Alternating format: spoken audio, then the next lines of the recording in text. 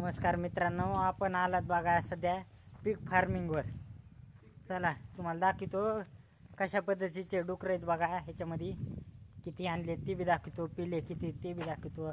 त्याच्यामध्ये एक नर आहे बघा, ते पण दाखवतो. चला दाखवतो एकदा. सध्या इथलं बंद आहे बघा, शेडला कुलूप लावलेले आहेत. ते इथले मालक जरा बाहेर गेलेले. आपण सध्या बाहेरूनच बघू, एकदा दाखवतो तुम्हाला. अरे इथं दिसेना. चला दाखवतो तुम्हाला. स्ट्रक्चर अशा पद्धतीने काढलेलं आहे बघा.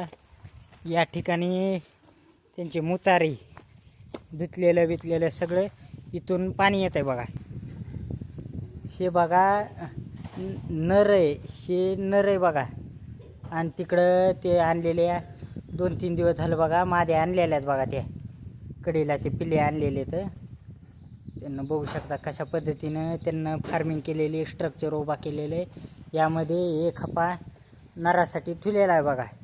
आणि इकडं ते दिसते, हे एक खपा नरासाठी, हे खपा नर.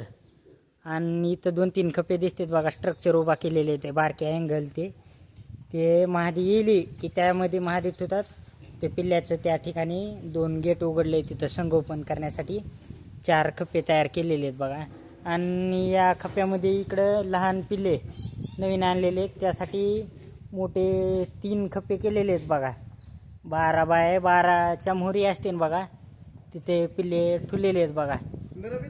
हां ठीक आहे.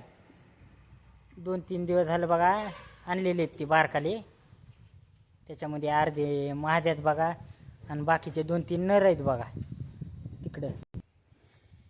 इथं बघा पाण्याची सुविधा केलेली. अशा पद्धतीने इथून पाण्याची टाकी करून इथून असं कॉक सिस्टीम केलेली. आणि तिथून पाणी त्यांना पिण्यासाठी कॉक काढलेले आहेत बघा. कॉक काढले त्यांना. चला इथून शेडची सुविधा दाखवतो.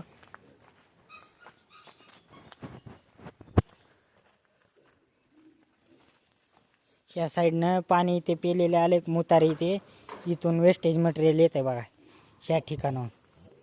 चला हो का, इथं 2 माद्या लागलेल्या आहेत बघा. येत नाही ना इथून. इथं हो का, हे 2 माद्या गाभण आहेत बघा. आणि त्या तिथं 4 आहेत बघा. त्या सगळे 7 आणलेले आहेत. इथं खाण्यासाठी ते ठेवलेलं आहे बघा. चला दाखवतो स्ट्रक्चर.